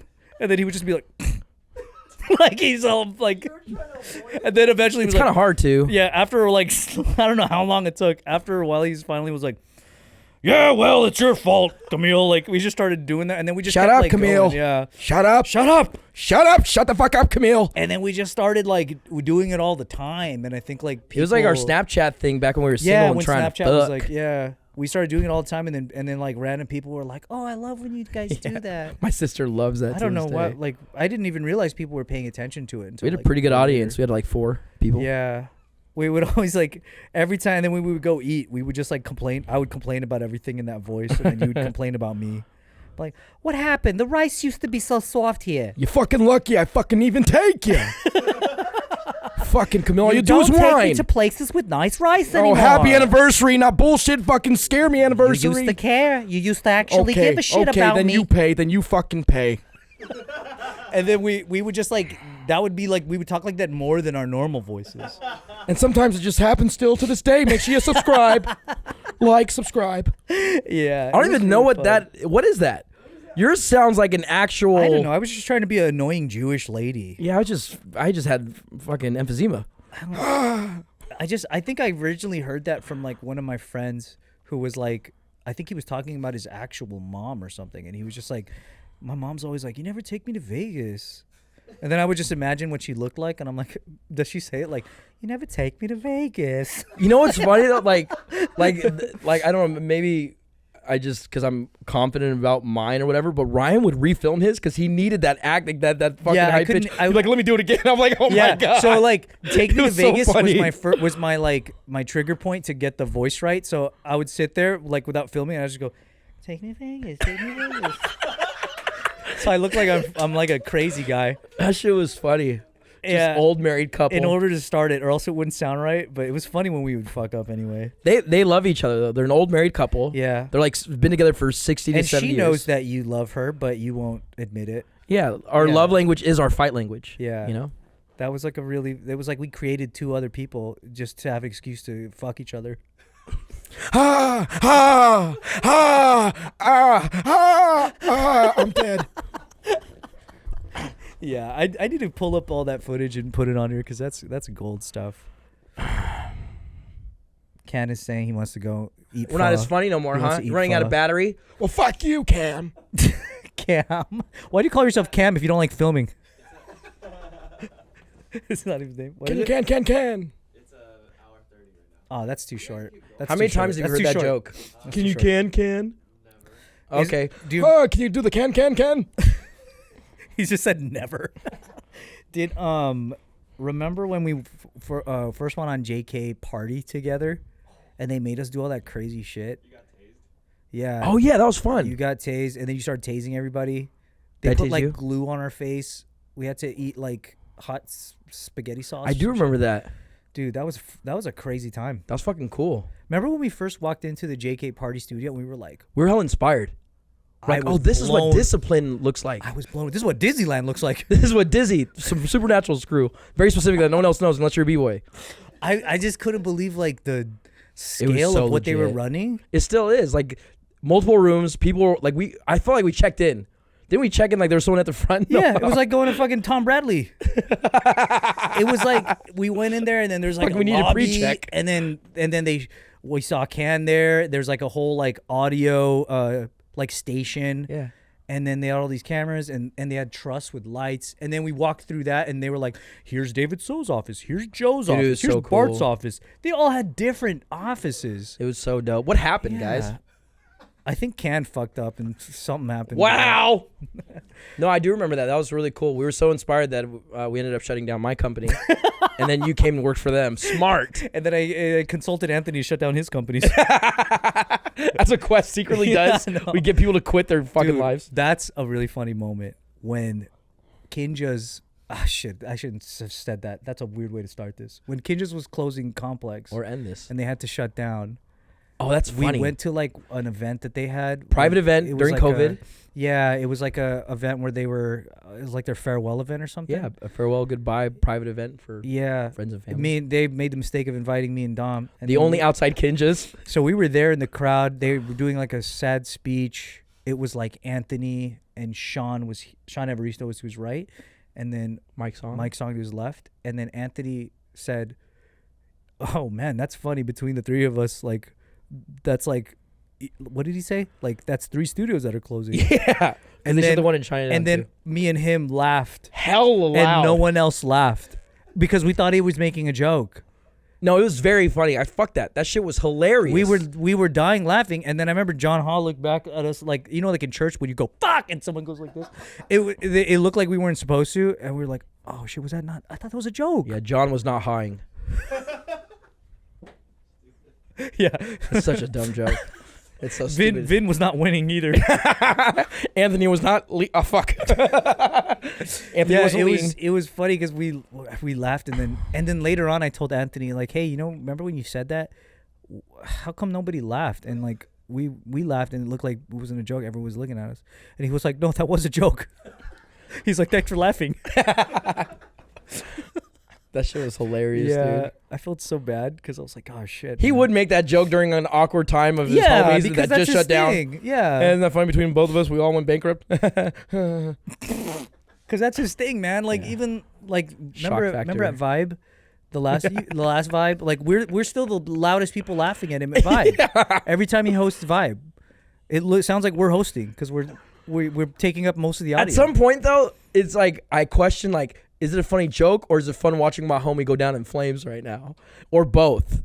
Go down in flames. Yeah, that's true. It is because I was laughing at the joke because that's a funny joke, Yeah. but also it's like it's Anthony. He's gonna go down in flames right now. Because he has really good dialogue for when people don't laugh. That I think is even better than when they do. That's what makes him really funny. Yeah, he's really good at that. That and when he gets drunk and you try to play golf with him.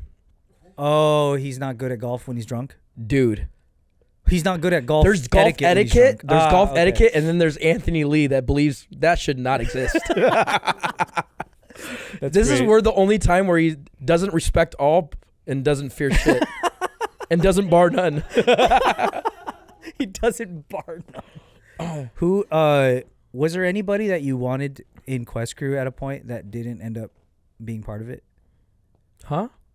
Quest crew. It's 7 dudes. They do shows. Yeah. Is there anybody in the crew that I wouldn't want a part of it, or no, that you did want that wasn't in it? Like, you know how there were people that that weren't in the shows, like dream members that we always wanted to have in our crew, and we never got to. Was there anybody that you wanted to add on to Quest? It would have been nice to have Victor back. No, I'm being serious. That would have been cool to have Victor back. He counts. Okay, so he counts. Okay, like a dream member that wasn't on the team. Yeah. Let's see. Let me go through Kinja's first. Let's see. There's everybody, but Anthony. You don't want Ant in. No, I make that joke all the time. No, I think a dream member. Does it matter whether or not it's their dream too? Because it's probably not. No, we'll force it to be their dream. Okay. Yeah. Okay. I'm not gonna lie. I don't know. I kind of like it how it was. I can get rid of some members since they got rid of me, motherfuckers. No, I'm just kidding. Yeah, I don't know. How about you, dude? Do you have any members that you wish? No, but then it was funny because there were 2 guys that you weren't here yet, but when we started the crew, we were like damn, we need some people, and we wanted to pick people that we really knew and that were our friends. There were 2 guys that I remembered I invited. They were both from Cabo Modern, and they both didn't show up. Was Mike one of them? No. Was it Lawrence? No, it's nobody that's in Kinja's now. I just keep going. But I remembered I invited these 2 guys, and I was like, hey, we're starting a crew, and we're friends with you guys, and we love you. You guys are so dope. Would you want to just come through to the space and just feel it out, even, you know? And they just never came. I have a question. Was there anybody that didn't want me in the crew when I first got in? Really? No, I'm just fucking with you. The guy that made me break up with my girlfriend on So You Can Dance? I just told that story on JK. Wait, let me just settle that once and for all. Did you really break up with your girl because I said so? Because in my head, I think it's true. It's a huge part of it. It's majority. I can't say it's 100%, but it's up there in the 99. Right when D-Trix was going to be on So You Think, he asked me for advice because I had just done it. And I told him most of the people don't tend to stay in their relationships either to focus more on the show or because it doesn't work out. Yeah, I was looking for dance tips, but he was just giving me philosophy. I can't help you there. Everything only looks good on me. Lavelle's like, okay, not to go back, but if I can have a person on the team, they're already on the team, but if Eris would have did more shows with us. More of the TV ones? Yeah. If he was, because he was such a huge part. He's always been a huge part of us, even though you might have not seen him all the time. That's why having on the finale was fucking so cool. The last time we did the show, but having especially for me, because I think when I first did it, Eris, you weren't as active, but I would always see you practice. And then I left for a bit, and that's when you got active. And then when I got back in, you chose to not want to do it. He couldn't because he did the Japan gig. While we were training. He did a Japan tour with Joey. If Eris was in more shows, or if at least I could have did more shows with Eris, that would have been cool. Joey T is the son of legendary locker Tony T, and Joey T is such a humble guy. This is the dude that when I mentioned I wanted to see this one movie, he goes, "Oh, I was in that a little bit." And it's he's the main villain who fights Donnie Yen. Yeah, he's in it a lot of it. I'm like, you're the main bad guy in the film. Why didn't you? What the hell is that? Why would you say I'm in it a little bit? That's insane. Yeah, he was the Joker to the Batman. Yeah, he's Joker to Batman. Yeah. In which case, Batman's Donnie Yen. He fights Donnie Yen. He's incredible. The crazy part is that there was I remember there was a time for 6 months to a year, every party we went to, everything that Quest did, he was at, ciphering, and we'd always be like, damn, that guy's fucking tight. He's amazing. He's probably one of the best dancers that you could see in person, plus he's a talented actor, and he looks so fucking handsome. Oh, he's so sexy. I hate him. He fits perfect in Quest. Just get in this fucking closet and let's fuck. Yeah, he does. His humor, it fits really well and everything too, yeah. But then I don't know how we would keep up with him, honestly. Well, some others. I'm okay. He's too good for our crew. No, I can't do one thing he does. Remember there's a video I was trying to imitate him for the background, and I couldn't even do it. What was it? I don't know. I was just trying to do like I was trying to look like him, and it looks like I'm joking, but I was being serious. You look like you were doing a shitty zombie dance from Thriller. Do that again. See? Chill. That's kind of tight. Thanks, man. Fucking Baby DC All Stars. Is there like? Do you think you would want to do anything else with YouTube nowadays? Yeah, 100%. What do you want to do? Make a comeback. Just come back and make what stuff. What do you want to do? Like what kind of stuff? Go where I left off, but better. Just tell better stories. So less hair, even less hair. Yeah, that's what I got to do first. Got to get real hair. I got to lose the weight and gain hair. Those two things. This is a real question. Yeah.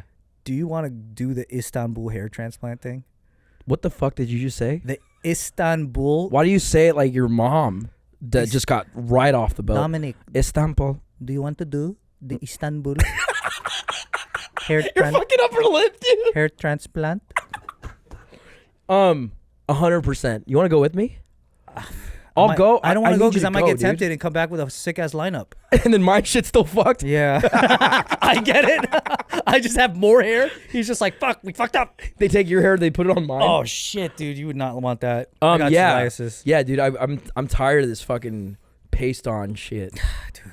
It stinks But then so I'm gonna fucking miss, bad. when you have real hair again, I'm going to miss the joke of when you sneeze and it comes off. That's one of my favorite things you've ever done. Well, then I guess I'll never fulfill that dream. Is there any way that you can get real hair and still keep that somehow? Yeah, is it okay if it's on the lower half of my body? Can you get real hair My underneath pubes. that? What's that? Can you get real hair but then still keep that over it? Dude, that's why I have to redo it all the time because there's hella real hair. Yeah, boy. Yeah. Making a comeback, baby. Man, that was the funniest thing when you first revealed because the thing is, I was the only person that knew that he had like a hairpiece because I went there with him to get it done. He did the research. And too. I It was couldn't really wait. sweet. Like, it was like, I can't wait till you show everybody that you don't have hair under that.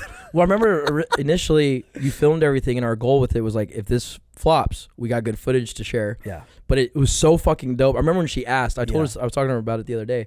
Her name is Lisa, and she was like, so what do you think when she first put it on? And you and I were trying to be, I don't know why you were trying to be cool with me. We're like, yeah, it looks cool. And then she left the office, and we're like, we started jacking each other off. We were like, yo, it looks Fucking fuck LA looks, Jill. I got your semen in here. No, because the second they put that on and then they faded the side, I was like, yo, this looks like, Dude. it's like in Field of Dreams when he makes the stadium. It was like that. Yeah. We were just like, holy shit, this is it. Yeah, I got hella white people jobs. I became judge of Sleeping Dance. We're like, we love the hair. You're not Filipino, you're one of us. Isn't that a trip that you ended up being a judge on ABDC? With a wig, and everybody else had them? Like after. They did. They're like, I got one too. And I was like, me too. That's so crazy that you ended up judging on the shows that like made us. How cool is that? Yeah, I was very lucky. It was during an interesting time. And I guess a lot of people said no, and I was like, sure. No, it wasn't. Oh, yeah. Didn't you say JC got mad at you one time? Oh, when I was judging ABDC? Yeah. Dude, that's another story, dude.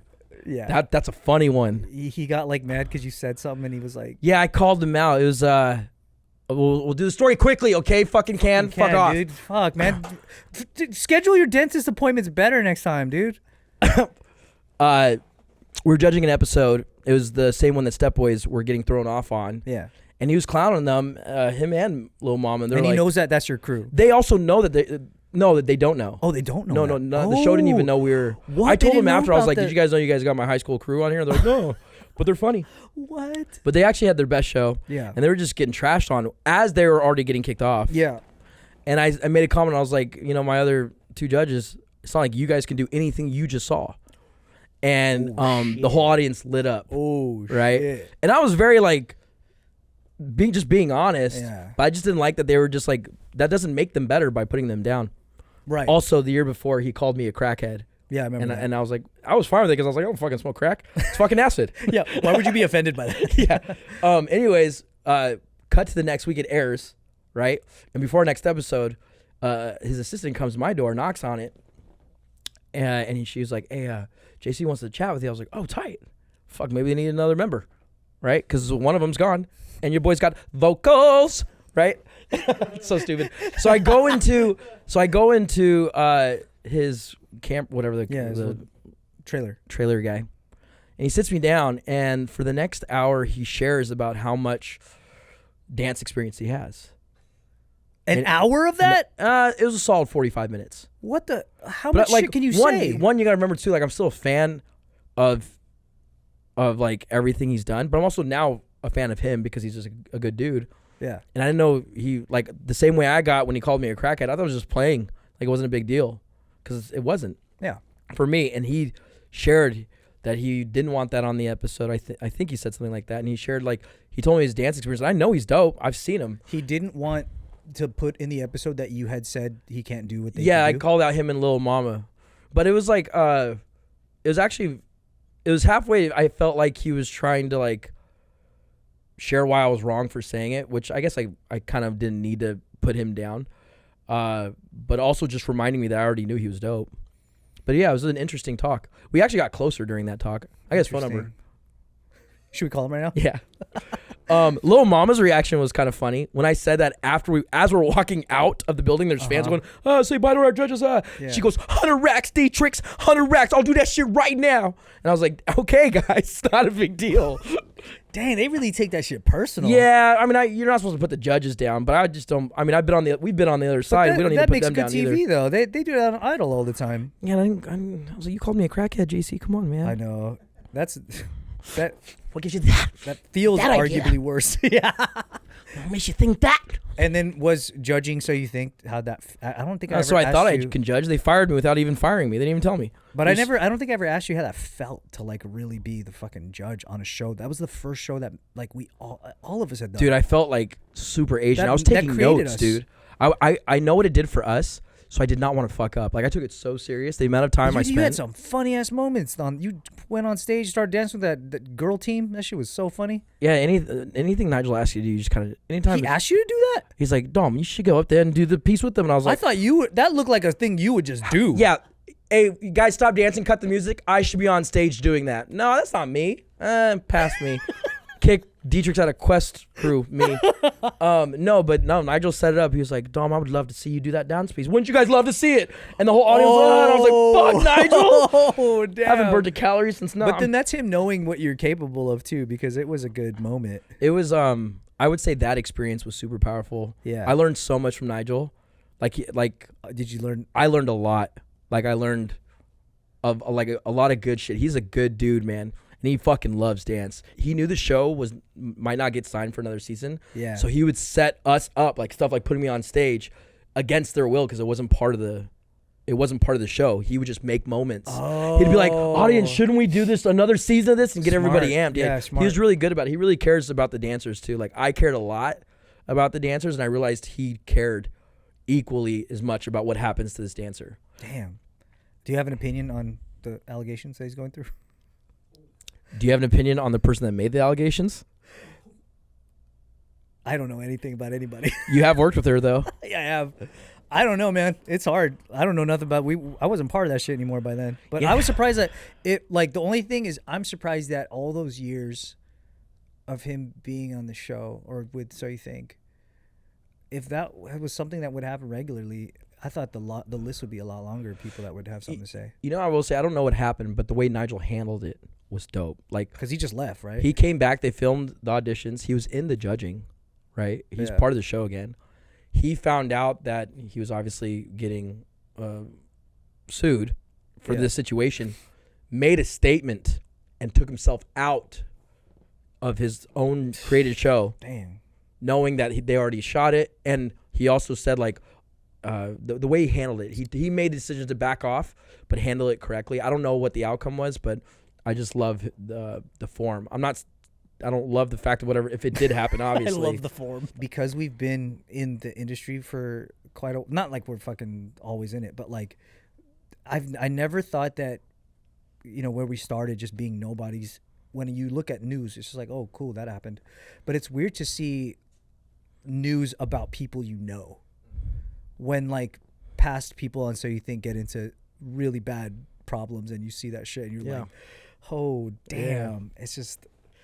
Because you and Shane Sparks were homies, and then that happened, and then we were like, "Whoa." Yeah, and I still have my relationship and how we've always got along with Shane really well. But yeah, it's crazy that, have you seen that he talks about it on podcasts now? No, I did not. What did he say? Very openly. Yeah, what does he share? He shares all the details about the people that accused him.